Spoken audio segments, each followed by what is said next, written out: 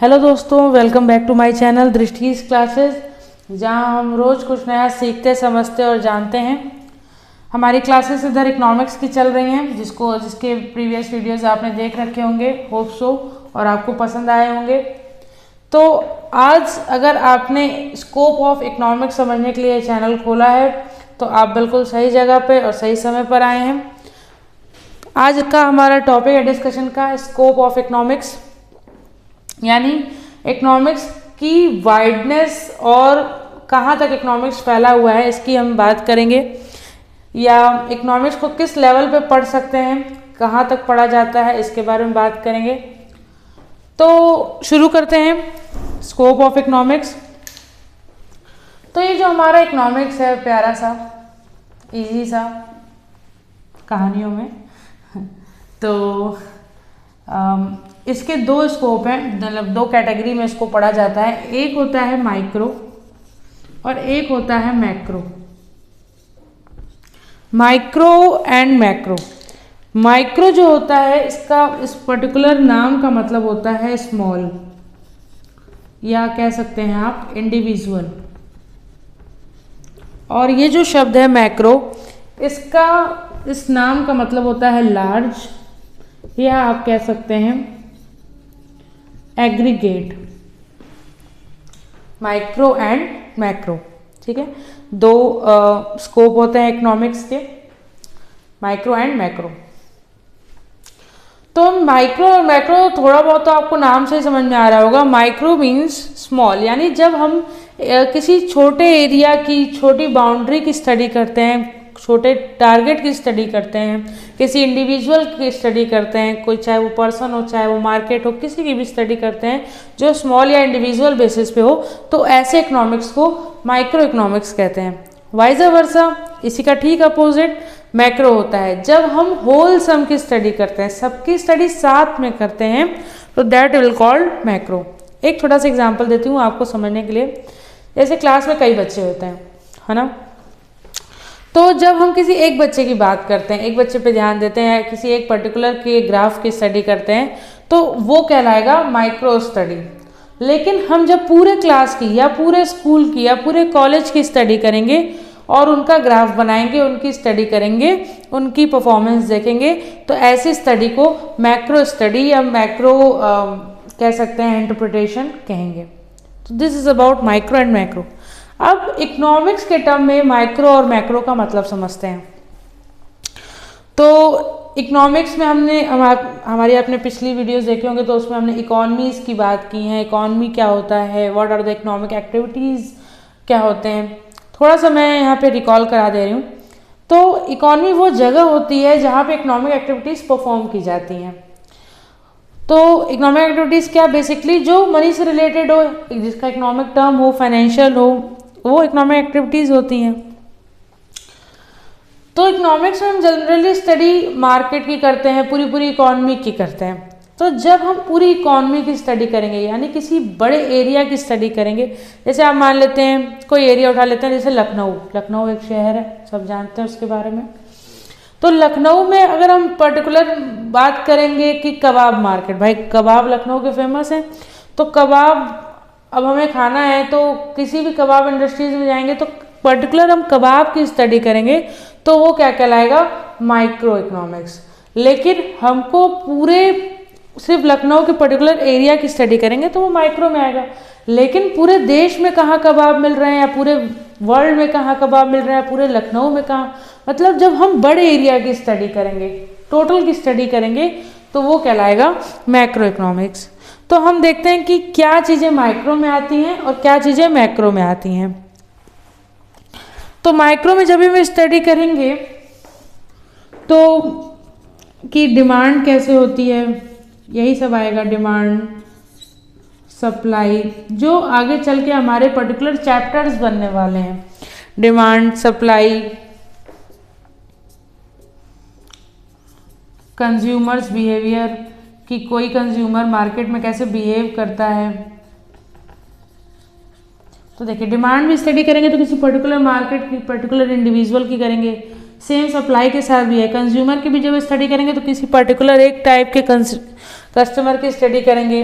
इसी तरह जब हम किसी प्रोड्यूसर की स्टडी करेंगे तो किसी पर्टिकुलर टाइप ऑफ प्रोड्यूसर या पर्टिकुलर काइंड ऑफ प्रोड्यूसर की स्टडी करेंगे। प्रोड्यूसर माने जो माल बनाता है, और कंज्यूमर मतलब जो वो माल यूज़ करता है। फिर मैंने मार्केट का नाम तो लिया ही था, किसी पर्टिकुलर मार्केट की स्टडी करेंगे। तो जब किसी पर्टिकुलर की स्टडी करेंगे तो उसे हम माइक्रो कहते हैं। डिस्ट्रीब्यूशन थ्योरी स्टडी करेंगे। डिस्ट्रीब्यूशन थ्योरी भी हमने इकोनॉमिक एक्टिविटीज़ में पढ़ा है।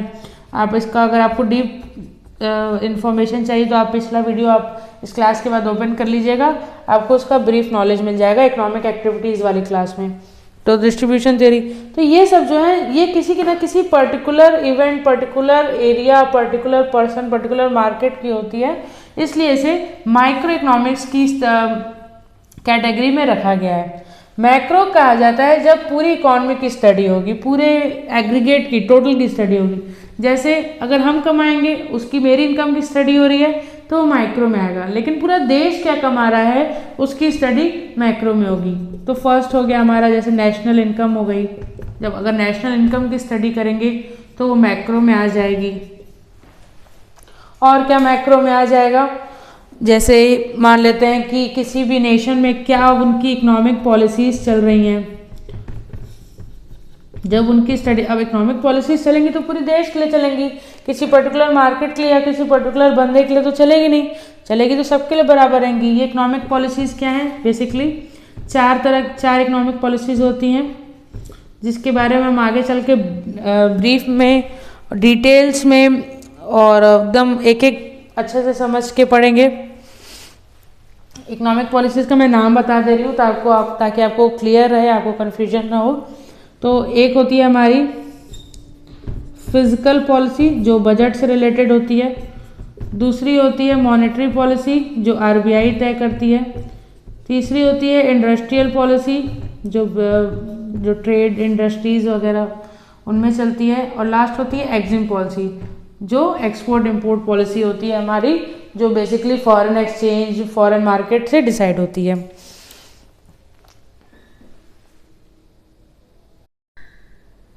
इसके बाद आती है हमारी, तो ये अगर हम नेशनल इनकम की बात करेंगे तो भी मैक्रो इकोनॉमिक्स आएगा, इकोनॉमिक पॉलिसीज आएगी तो भी पूरे नेशन के लिए एक साथ आएगी, वो भी मैक्रो इकोनॉमिक्स में आएगा। फिर नेक्स्ट आती है मेरी इकोनॉमिक प्रॉब्लम्स, ये भी जब आएंगी तो पूरी नेशन वाइड स्टडी होती है, किसी पर्टिकुलर पे स्टडी नहीं होती है। जैसे इन्फ्लेशन हो गया यानी महंगाई, पॉवर्टी आ गई, अनएम्प्लॉयमेंट आ गई,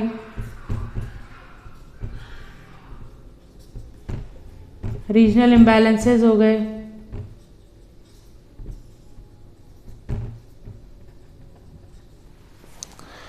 एंड और किसी तरह की भी मतलब होती है इकोनॉमिक प्रॉब्लम्स, कई सारी होती हैं, अदर कर देते हैं।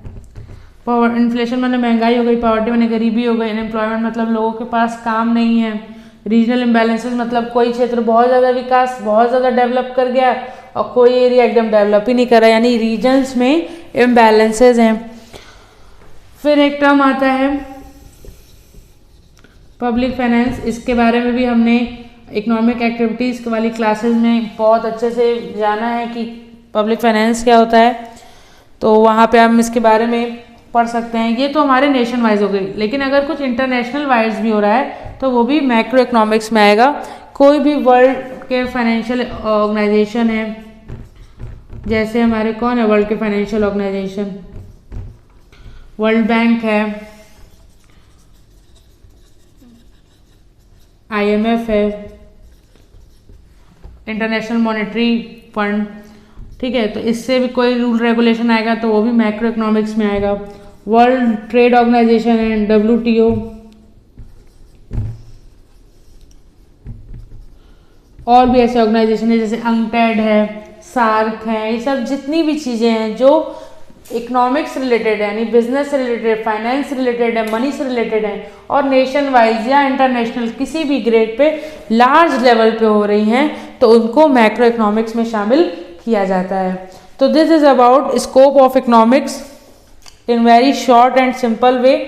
जिसमें कुछ टर्म्स ऐसे हैं जिनकी मतलब आपको अगर नहीं समझ में आ रही हैं तो उसके दूसरे वीडियोस अवेलेबल हैं जिसमें वो उनके बारे में हम डीप में पढ़ेंगे। डिमांड सप्लाई तो खैर ये सब तो कुछ ऐसे टॉपिक्स हैं जिनकी एक वीडियो काफ़ी नहीं है, इनके बारे में हम कई लेक्चर्स चलाएंगे जो आपको आगे देखेंगे आप लोगों को काम आएगी। बट जो हम जिनके बारे में पढ़ चुके हैं जैसे डिस्ट्रीब्यूशन थियोरी हो चुकी है, हमारा पब्लिक फाइनेंस हो चुका है, तो इन सब के बारे में आप उन इकोनॉमिक एक्टिविटीज़ वाले चैप्टर में जाके अच्छे से समझ सकते हैं कि ये क्या चीज़ें हैं या इनके बारे में क्या हमें पढ़ना है क्या नहीं पढ़ना है। तो this is about scope of economics. Hope so आपको क्लास अच्छी लगी हो। तो अगर आपको क्लास अच्छी लगी हो तो please share, follow and press bell icon. हमारी क्लासेस अदर प्लेटफॉर्म्स पे भी अवेलेबल हैं, यूट्यूब, फेसबुक, इंस्टाग्राम, टेलीग्राम पे आपको नोट्स मिल जाएंगे हर क्लासेस के विद लिंक। अगर आपको कोई क्लास नहीं मिल रही है तो आप उस लिंक पे जाके उस पर्टिकुलर क्लास को ढूंढ सकते हैं।